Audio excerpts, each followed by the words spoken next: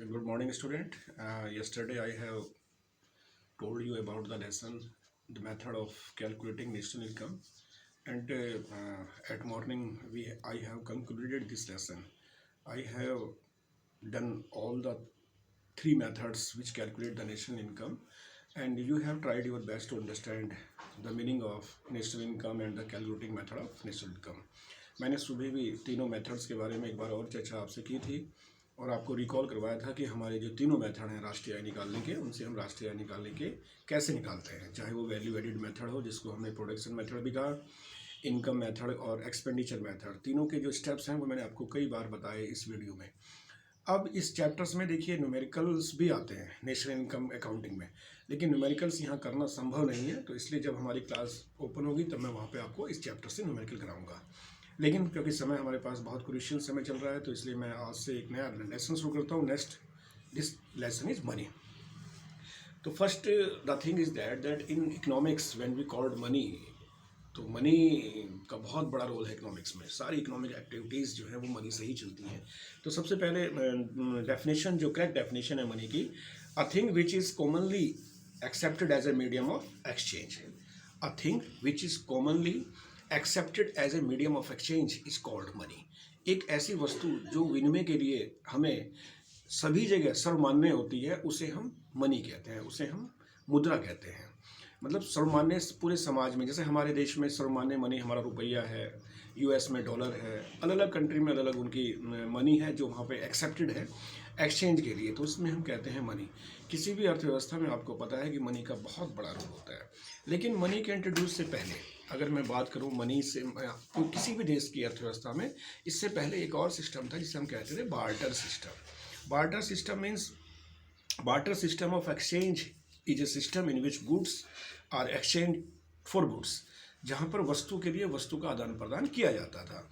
Suppose किसी को 10 kilo हमने चावल दिए और हमें रिक्वायरमेंट गेहूं की है, तो हम 10 किलो चावल दे करके उनसे 8 किलो गेहूं ले लेते थे। इसे बार्टर सिस्टम कहते हैं। भारत के कुछ रिमोट एरिया में जो आज भी चलता है। बार्टर सिस्टम का एक दूसरा नाम भी बच्चों में आपको बताऊं, this we called CC method, CC economy. CC economy means commodity to commodity economy. When we wants to be any commodity, so we can exchange the commodity for other commodity and we can fulfill our needs. So it's we called CC economy. But barter system has many disadvantages for an economy. So the money has introduced for removing these all shortcoming of CC economy.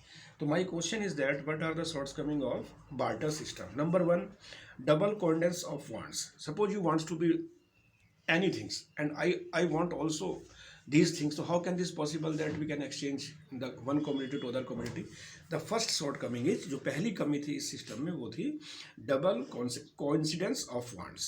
Double DOUBLE double coincidence COINCIDENCE of wants. Number two, lack of common units of value.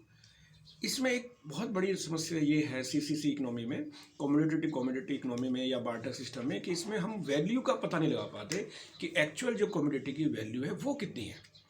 Suppose मेरे लिए उस चीज़ की value बहुत ज़्यादा है, आपके पास उस चीज़ की वैल्यू कम है, तो करेक्ट वैल्यू उस कम्युनिटी की हम पता नहीं लगा पाते कि कितनी है। इसकी दूसरी जो डिमेरिट्स होगी वो आप लिखेंगे lack of a common unit of value. और थर्ड है डिफ़िकल्टी ऑफ फ्यूचर पेमेंट।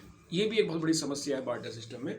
भविष्य में अगर हम किसी को भुगतान करना चाहते हैं तो उसके लिए बड़ी समस्या है। भाई भुगतान हम कैसे करेंगे? सपोज हमें भविष्य में किसी की कम्युनिटी के लिए भुगतान करना है, तो अगर मनी है तो मनी से तो भुगतान बहुत ईजी है, लेकिन कम्युनिटी टू कम्युनिटी करना पेमेंट फ्यूचर के लिए ये बहुत मुश्किल काम है। ये भी इसकी एक शॉर्टकमिंग थी। और लास्ट जो था इसका difficulty of storage of value, ये भी बार्टर सिस्टम का एक सबसे बड़ा शॉर्टकमिंग था कि हम इसको वैल्यूज़ को जो अपने साथ संग्रहित करना, ये बहुत मुश्किल काम है।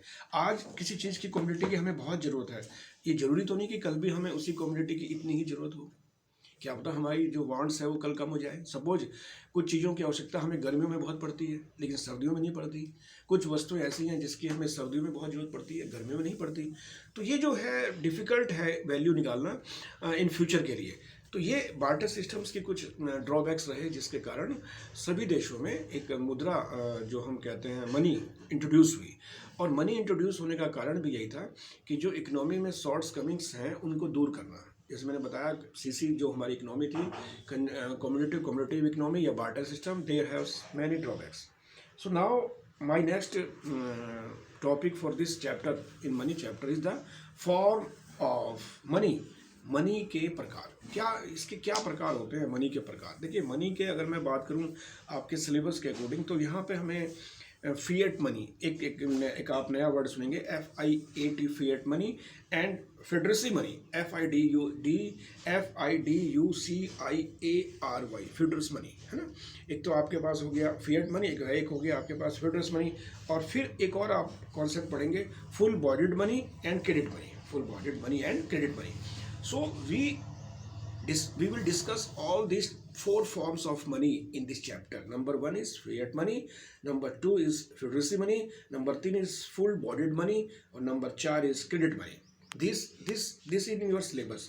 And next one we will be reading this lesson is supply of money. How government supply the money in the market, because there is a very big problem. If government will supply more money in market, then the value of commodity will be increased, and the value of commodity will be increase and the value of money decrease. अगर government ने money supply ज़्यादा कर दी तो क्या स्थिति होगी, inflation की स्थिति हो जाएगी. इन्फ्लेशन मतलब जब वस्तुओं की कीमतें बढ़े और मुद्रा की कीमत घट जाए, इस स्थिति को हम इन्फ्लेशन कहते हैं. और अगर गवर्नमेंट ने मनी सप्लाई मार्केट में कम कर दी तो क्या होगा बच्चों, अगर मार्केट में मनी सप्लाई कम हो गई तो एक दिक्कत ये हो जाएगी कि डिफ्लेशन की स्थिति हो जाएगी. डिफ्लेशन मतलब, डिफ्लेशन कहते हैं बच्चों कि जब वस्तु की कीमतें बहुत कम हो जाएंगी और मनी की वैल्यू बढ़ जाएगी. इससे क्या ड्रॉबैक होगा इकोनॉमी में, इसका सबसे बड़ा ड्रॉबैक ये होगा जो प्रोड्यूसर हैं वो होपलेस हो जाएंगे. भाई प्रोड्यूसर क्यों होपलेस हो जाएंगे, क्योंकि उनका जो प्रोडक्शन हुआ उसकी उन्हें सही कीमत नहीं मिल पाएगी, क्योंकि मार्केट में वस्तुओं की कीमतें तो बहुत घट गई.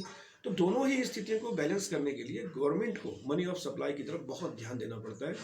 That's the government choose a way where not the inflation will be increased, not the deflation will be increased, and by this manner government control the money of supply.